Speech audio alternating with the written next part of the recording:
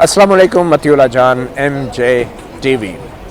वज़ीर आज़म इमरान ख़ान के लिए मुश्किलात में दिन ब दिन इजाफ़ा होता जा रहा है और लगता यूँ है कि वज़ीर आज़म इमरान ख़ान की हुक्मरान जमात तहरीक इंसाफ़ रोज़ाना की बुनियाद पर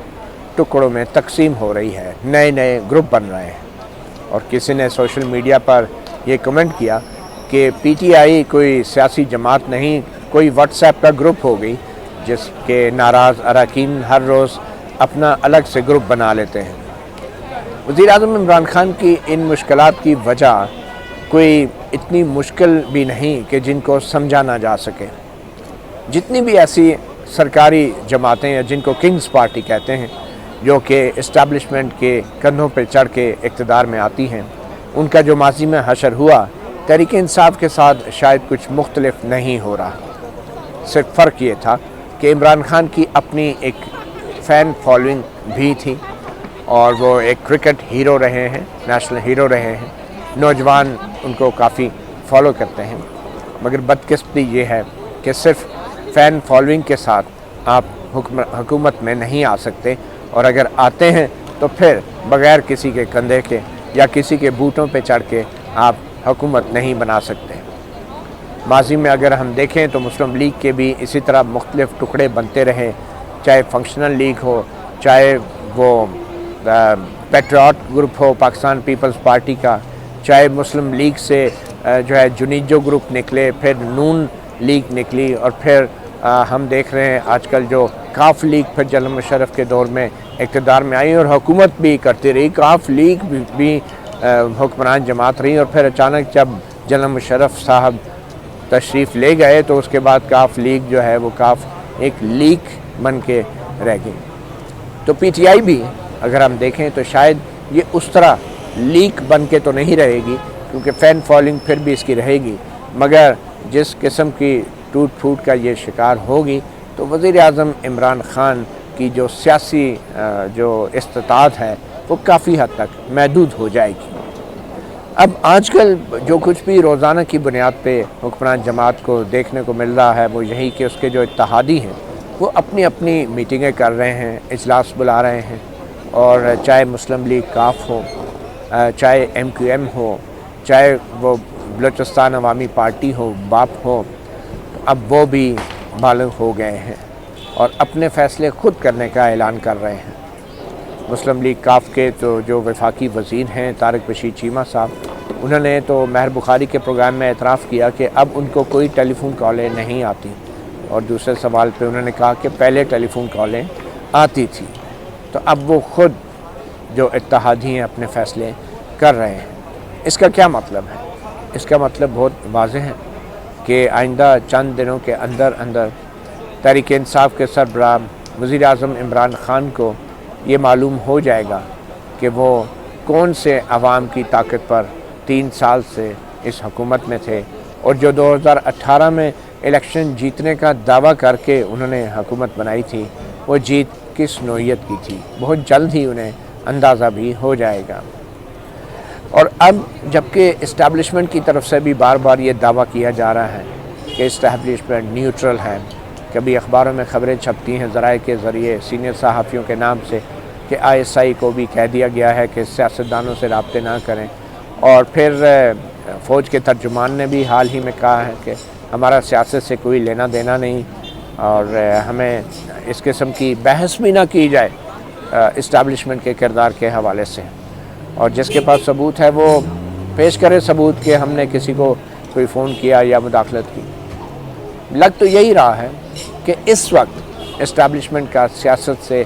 कोई लेना देना शायद उस तरह नहीं जिस तरह पहले होता था या 2018 के इलेक्शंस में रहा है।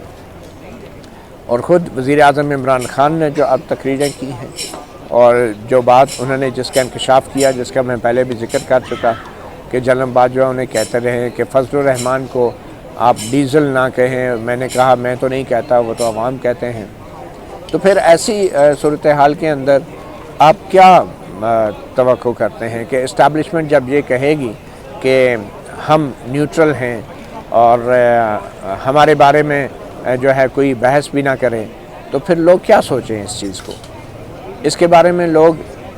کیا رائے قائم کریں؟ اب سوال یہ پیدا ہوتا ہے، اور جو کوئی بھی مین اسٹریم میڈیا پہ نہیں کرتا، کہ اسٹیبلشمنٹ اچانک نیوٹرل ہو کیوں گئی ہے؟ اس کے پیچھے حکمت عملی کیا ہے؟ اس کے پیچھے مجبوری کیا ہے؟ اس کے پیچھے مقاصد کیا ہے؟ تو میرے خیال میں جو حقیقت ہے وہ تو یہی ہے کہ 2018 کے انتخابات میں اسٹیبلشمنٹ نیوٹرل نہیں تھی۔ سب اچھی طرح جانتے تھے کہ سلیکٹر کون ہیں اور سلیکٹڈ کون ہیں، اور جو میزائل کا تجربہ، سیاسی میزائل کا تجربہ ہماری اسٹیبلشمنٹ نے کیا تھا، وہ میزائل ایک دو دن پہلے ہی بھارت کے بارڈر سے اس پار سے چلنے والے میزائل کی طرح بڑے ہی غلط ہدف پہ جا کے گرا ہے، اور وہ تجربہ، سیاسی میزائل کا تجربہ ناکام ہو چکا ہے۔ اور اس ناکامی کا سارا الزام جو ہے، جو ملبہ ہے، وہ اسٹیبلشمنٹ پہ آ رہا ہے۔ لوگوں میں سوال اٹھ رہے ہیں، اور خاص طور پہ سب سے بڑے صوبے پنجاب میں سوال اٹھ رہے ہیں کہ یہ اسٹیبلشمنٹ نے کیا کیا، یہ سلیکٹرز نے کیا کیا۔ آپ یقین جانیں کہ عمران خان پہ لوگوں کا غصہ تو ہے ہی، سیاسی جماعتیں تو مجبور ہیں، اپوزیشن کی، انہوں نے تو عمران خان کو ہی ٹارگٹ کرنا ہے، مگر عوام بھی کوئی اتنی بیوقوف نہیں، بڑی سیانی ہے، وہ کھلم کھلا یہ بات کرتے ہیں کہ عمران خان پہ گلہ نہیں، اس کو لانے والا کون ہے یہ بتائیں، اور یہ ساری غلطی اور قصور اس کو لانے والے کا ہے۔ تو یہ غصہ اور یہ رد عمل میرے خیال میں کسی سے چھپا نہیں، اور وہ جو مشہور زمانہ پلس رپورٹ عوام کی ہماری اسٹیبلشمنٹ لیتی رہتی ہے نا، تو اب پلس رپورٹ یہی کہہ رہی ہیں کہ جو آپ نے ماضی میں جس سیاسی میزائل کا تجربہ کیا تھا وہ ناکام ہو چکا ہے، اس لیے ابھی آپ مزید تجربات کرنا بند کر دیں۔ تو یہ ایک وجہ ہے کہ اسٹیبلشمنٹ مجبوراً اب نیوٹرل ہو گئی ہے۔ دوسری وجہ یہ ہے کہ اب اسٹیبلشمنٹ کو کوئی عمران خان جیسا کوئی ایسا نیشنل ہیرو اب مل نہیں رہا، دستیاب نہیں ہے کہ جس کی کچھ فین فالوئنگ کی مدد سے اس کو دوبارہ اقتدار میں لا کے کسی بھی طریقے سے ہم یہ کہہ سکیں گے بڑا پاپولر ہے، بڑا ہینڈسم ہے، وہ بڑا پرسنالٹی والا ہے، بڑا انگریزی بولتا ہے، بغیر پرچی کے بولتا ہے۔ ابھی کوئی متبادل ہیرو دستیاب نہیں ہے، اور وہ بھی پنجاب سے، کیونکہ عمران خان کا تجربہ ناکام ہے، کوئی متبادل ہیرو ہے نہیں۔ تو یہ دوسری وجہ ہے کہ اسٹیبلشمنٹ نے فیصلہ کیا کہ بہتر یہی ہے کہ ہم نیوٹرل ہی ہو جائیں۔ پھر تیسری وجہ نیوٹرل ہونے کی کیا ہے؟ تیسری وجہ یہ ہے کہ اب جب بھی الیکشنز ہوں گے تو اب اگر اسٹیبلشمنٹ چاہے گی بھی تو کسی قسم کی کوئی دھاندلی نہیں ہو سکتی۔ یہ حقیقت ہے۔ جو حالات خاص طور پہ پاکستان کے سب سے بڑے صوبے پنجاب میں ہیں، اور پھر آبویسلی اب لوگوں میں اتنا شعور آ گیا ہے، 2018 کے الیکشن میں جو کچھ ہوا اور جس طرح کا سامنا عدالتوں کو اور الیکشن کمیشن کو کرنا پڑا، اب بہت مشکل ہے کہ اس طرح کی دھاندلی دوبارہ کی جا سکے جس طرح کی 2018 کے الیکشن میں ہوئی۔ تو یہ تیسری وجہ ہے کہ ہماری اسٹیبلشمنٹ مجبور ہے کہ خود کو نیوٹرل کرے۔ اور چوتھی وجہ یہ ہے کہ اب اگر اسٹیبلشمنٹ نے کوئی ایسی کوشش کی بھی تو شاید اس کا رد عمل ایسا شدید ہوگا سیاسی جماعتوں کی طرف سے بھی اور عوام کی طرف سے بھی کہ پھر ساری توپوں کا رخ جو ہے وہ عمران خان جیسے کسی ڈمی لیڈر کی طرف نہیں بلکہ اصل ہدف کی طرف بھی ہو سکتا ہے، اور یقیناً وہ ہدف اسٹیبلشمنٹ ہوگا۔ تو اس لیے اسٹیبلشمنٹ جو ہے ایک بار پھر وہ سوچنے پہ مجبور ہے کہ ہم پیچھے ہٹ جائیں، مگر یہ بھی شاید ایک اسٹریٹجک ریٹریٹ ہے جس کو کہتے ہیں، ایک حکمت عملی کے تحت جو ہے فوجیں پیچھے ہٹ رہی ہیں۔ یہ وہی حکمت عملی ہے جو 1988 میں اپنائی گئی۔ ضیاء الحق کے 10 سال طویل مارشل لاء کے بعد جنرل اسلم بیگ صاحب نے کہا کہ ہم ملک میں جمہوریت لانا چاہ رہے ہیں، ہم تو آمریت نہیں چاہتے، تو اس لیے صدر اسحاق جو سینٹ کے چیئرمین ہیں وہ صدر بن جائیں۔ لیکن کیا پھر بھی جنرل اسلم بیگ نے وہی 1990 میں حمید گل کے ساتھ اور اسد درانی کے ساتھ مل کے الیکشن چوری کیے۔ پھر 2008 میں بھی اسی طرح کی اسٹریٹجک ریٹریٹ کی گئی جب جنرل مشرف اپنے 9 سالہ اقتدار کے بعد بھاگنے پر مجبور ہوا، تو جنرل کیانی نے کہا کہ ہم تو جمہوریت پسند ہیں، ہم جو ہیں اپنی فوجیں सिविलियन महकमों से वापस बुला रहे हैं और तमाम सरकारी अफसरों को भी वापस बुलाया गया और बहुत कुछ ऐसा किया गया जिससे तासुर मिले कि अब फ़ौज जमहूरी हो गई है। और हमारे हारून रशीद साहब जैसे बड़े बड़े मायानाज कसीदा गो और कालम नवीस ने कहा कि एक फ़िलासफ़र जर्नैल आ गया है, एक फ़िलासफ़र आर्मी चीफ़ आ गया, जमहूरियत पसंद है, कनाअत पसंद है। तो 2008 में भी स्ट्रेटजिक रिट्रीट हुई। तो अब की बार भी जो कुछ 2018 के इलेक्शन में हुआ, तो अब की बार ये 3 साल बाद ही स्ट्रेटजिक रिट्रीट करनी पड़ रही है। ये एक अच्छी पेशरफ्त है हमारे सियासी अमल के अंदर। तो अब की बार जो ये न्यूट्रलिटी का कहा जा रहा है और इसमें इमरान खान बतौर वज़ीर आज़म, उनको यकीनी तौर पे एक शॉक लगा होगा कि ये इस्टेब्लिशमेंट अचानक जो है वो जिसको कहते हैं ना कि मुझे ऊपर चढ़ा के सीढ़ी खींच ली, तो ये इस्टेब्लिशमेंट अब जो है मुझे ऊपर चढ़ा के नीचे से सीढ़ी जो खींच रही है, ये तो बड़ी ज़्यादती है। तो इसलिए अब वो कह रहे हैं कि जानबदार, गैर जानबदार या न्यूट्रल तो सिर्फ जानवर होता है, और बात कर रहे हैं वो हक और सच की। तो ये बड़ी ही बदकिस्मती की बात है। इस वज़ीर आज़म इमरान खान के इस जुमले का जो हदफ था, जो निशाना था, वो यकीनी तौर पे वो इस्टेब्लिशमेंट थी जो ख़ुद को अब न्यूट्रल करार दे रही थी, और ये उसको अच्छा बिल्कुल नहीं लगा होगा। मुझे चले, इसका एक फ़ायदा तो होगा इस्टेब्लिशमेंट को कि अब ये बहस छिड़ जाएगी कि जब इस्टेब्लिशमेंट न्यूट्रल होती है तो ये सियासतदान उसको फिर भी नहीं जीने देते और कहते हैं न्यूट्रल तो जानवर होता है। और इस तमाम बहस के अंदर अब जो कुछ आइंदा चंद दिनों में होना जा रहा है उसके बारे में अवाम गली गली मोहल्ले मोहल्ले में ये सवाल पूछ रहे हैं कि क्या ये अदम एतमाद की तहरीक कामयाब हो जाएगी। मेरे ख़्याल में अब जबकि इस्टेब्लिशमेंट जो है बकौल इस्टेब्लिशमेंट के वो न्यूट्रल है, तो फिर जितने भी इत्तेहादी थे या जितने भी तहरीक इंसाफ को बड़े बड़े सरमायाकार तहरीक इंसाफ की झोली में डाले गए थे, अब उनको अपने फ़ैसले खुद करने पड़ रहे हैं। तो अब जबकि तमाम इत्तेहादियों को और जो तहरीक इंसाफ की झोली में डाले गए कारोबारी लोग थे उनको अपने फ़ैसले खुद करने पड़ रहे हैं, तो इसका मतलब भी वाज़ेह है कि इस्टेब्लिशमेंट न्यूट्रल हो गई है। और जब इस्टेब्लिशमेंट न्यूट्रल होती है तो फिर हुकूमत तन्हा हो जाती है, और वो भी वज़ीर आज़म इमरान खान जैसे एक सियासतदान की हुकूमत हो, तो फिर उसका मतलब अपोजिशन जमातें भी समझ जाती हैं। जब बैसाखियाँ हटा ली जाएं, ये कह के कि आप अपनी टांगों पर खुद खड़े हों, तो फिर यकीनी तौर पे इमरान खान की भी कांपें टांग रही होंगी। और इमरान खान साहब जिस तरीके से एक शहर से दूसरे शहर छलांगे लगा रहे हैं अपने इक़्तिदार को बचाने के लिए, तो हर गुज़रते दिन के साथ उनकी हुकूमत और उनके इक़्तिदार से मुतल्लक़ गैर यकीनी किसी सूरत हाल पैदा होती जा रही है। और उस पर अभी जलती पे तेल का काम तो माशाल्लाह वफाकी वज़ीर दाखिला शेख रशीद भी कर रहे हैं। हाल ही में उन्होंने यहाँ तक कह दिया कि 5 सीटों वाले जो हैं वज़ारत आला के लिए ब्लैकमेल कर रहे हैं। उनका इशारा यकीनी तौर पे काफ लीग की तरफ था, जिसका जवाब फिर काफ लीग के ही एक रहनुमा अमून सलाई ने दिया कि शेख रशीद जो हैं वो इसी काफ लीग के बुज़ुर्गों से पैसे लिया करते थे जब वो स्टूडेंट लीडर हुआ करते थे। अमून सलाई ने कहा कि बुज़ुर्गों से पैसे लिया करते थे। अब शेख रशीद तो पैसे लिया करते थे, लेकिन अमून सलाई ने यह भी एतराफ़ किया कि वो भी पैसे दिया करते थे शेख रशीद जैसे तालिब इल्मों को और स्टूडेंटों को। तो अब इस सूरत हाल के अंदर सबसे अहम फ़ैसला जो है वो साबिक़ वज़ीर आज़म नवाज़ शरीफ का होगा। क्या वो तहरीक इंसाफ के अंदर जो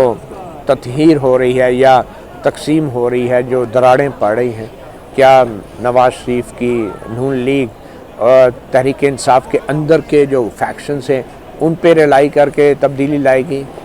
या फिर नवाज़ शरीफ के जो इत्तेहादी हैं उन पर रिलाई करके वो तब्दीली लाएंगे। और फिर ये भी देखना है कि अगर इत्तेहादियों ने अपनी पोजीशन वाज़ेह कर दी और इमरान खान के ऊपर अदम एतमाद का इजहार کر دیا اور عملی طور پہ عدم اتحاد کا ووٹ ڈالنے کے لیے وہ اس دن اسمبلی میں پہنچ گئے، تو پھر شاید اسپیکر کی طرف سے یا فواد چودھری جیسے جو قانون دانوں کی طرف سے دعویٰ کیا جا رہا ہے کہ پارٹی کے خلاف ووٹ ڈالنے سے روکا جا سکتا ہے، اس دعوے کی بھی کوئی اہمیت نہیں رہے گی۔ اور مگر اگر اتحادیوں نے یہ کہا کہ ہم حکومت کے حق میں تو نہیں ہیں لیکن ہم ووٹ ڈالنے اسمبلی میں نہیں آئیں گے، تو پھر یقینی طور پہ تحریک انصاف کے جو اندر کے لوگ ہیں ان کی اہمیت بڑھ جائے گی کہ کیا 10 یا 12 لوگ جو کہ 172 کی تعداد پوری کرنے کے لیے اپوزیشن کو چاہیے تحریک انصاف کے اندر سے آئیں گے یا کہاں سے آئیں گے۔ اگر تحریک عدم اعتماد کامیاب ہو جاتی ہے تو پھر کیا ہوگا؟ تحریک عدم اعتماد کامیاب ہونے کی صورت میں کیا ایک اور عمران خان نیازی آ جائے گا؟ میری مراد یہ ہرگز نہیں ہے کہ وہ ایسے ہی کوئی کمزور یا نااہل یا کٹھ پتلی کوئی وزیر اعظم ہوگا۔ میری مراد یہ ہے کہ کیا وہ بھی پھر ایک کمپرومائزز کی کرے گا یا وہ فوری الیکشن کی طرف جائیں گے؟ لگ یوں رہا ہے کہ اسٹیبلشمنٹ جو ہے اس وقت اس کو جو اسٹریٹجک ریٹریٹ کے لیے واپسی کا محفوظ راستہ چاہیے، اور محفوظ راستہ اس لیے کہ یہ وہ محفوظ راستہ ہے جو شاید جنرل مشرف کو نون لیگ نے نہیں دیا اور اس کے خلاف ایک مقدمہ بن گیا تھا۔ تو اب اسٹیبلشمنٹ چاہتی ہے کہ جو بھی ٹرانزیشن ہو کم از کم ہمیں یہ کریڈٹ ضرور ملے کہ جب مورخ لکھے گا کہ جب عمران خان کی حکومت گئی اور نئی حکومت آئی تو مورخ لکھے گا کہ اسٹیبلشمنٹ نیوٹرل تھی، غیر جانبدار تھی، اور اس لیے جب کوئی نئی حکومت آئے گی چاہے شہباز شریف ہوں یا جو بھی، تو وہ پھر نئی حکومت جو ہے وہ فوری الیکشن نہ کرائے بلکہ 5-6 مہینے بعد کروائے، اور اس دوران الیکشن اصلاحات کرائی جائیں، آئینی اصلاحات کرائی جائیں۔ اسٹیبلشمنٹ کی شاید یہ بھی ترجیح ہوگی کہ آئین میں کوئی ترمیم کر کے 2018 کے انتخابات کے حوالے سے جو بھی تنازع جڑا ہے یا پچھلے جو بھی معاملات ہوئے ہیں ان کو آئینی طور پہ اسی طرح تحفظ دے دیا جائے جس طرح کا تحفظ جنرل ضیاء الحق کے اقدامات کو 8ویں ترمیم نے دیا تھا، جنرل مشرف کے اقدامات کو 17ویں ترمیم نے دیا تھا۔ تو اسی طرح کا تحفظ جو ہے اس وقت اسٹیبلشمنٹ کی قیادت کو 2018 کے انتخابات کے حوالے سے بھی آئین کے اندر دے دیا جائے تاکہ بعد میں کوئی ایسا کیس نہ بن جائے جیسا کہ جنرل پرویز مشرف کے خلاف کیس بنا دیا گیا تھا۔ اور دوسرا مقصد اس انٹرم ارینجمنٹ کا یا عبوری حکومت کا یہ ہوگا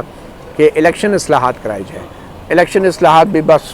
کچھ ایسی چیزیں الیکشن کے قانون میں ڈال دی جائیں جس سے تاثر ملے کہ جو 2018 کے الیکشن میں ہلکی پھلکی گڑبڑ ہو گئی تھی اور حکومت آ گئی تھی وہ اصل میں قانون میں خرابیاں تھیں، تو اس لیے اب ہم نے قانون ٹھیک کر دیا ہے، تو کسی اس میں 2018 کے الیکشن میں کسی اسٹیبلشمنٹ کے ادارے کا قصور نہیں تھا، بس قانون خراب تھا۔ تو یہ الیکشن کے قانون میں اصلاحات کر کے یہ بھی ثابت کر دیا جائے کہ بھئی قانون اب بہت بہتر ہو گیا ہے اور اب جو الیکشنز ہوں گے وہ بڑے فری اینڈ فیئر ہوں گے، اور پھر جو الیکشنز ہوں گے اس الیکشن میں اسٹیبلشمنٹ کو کفارہ ادا کرنے کا موقع ملے گا۔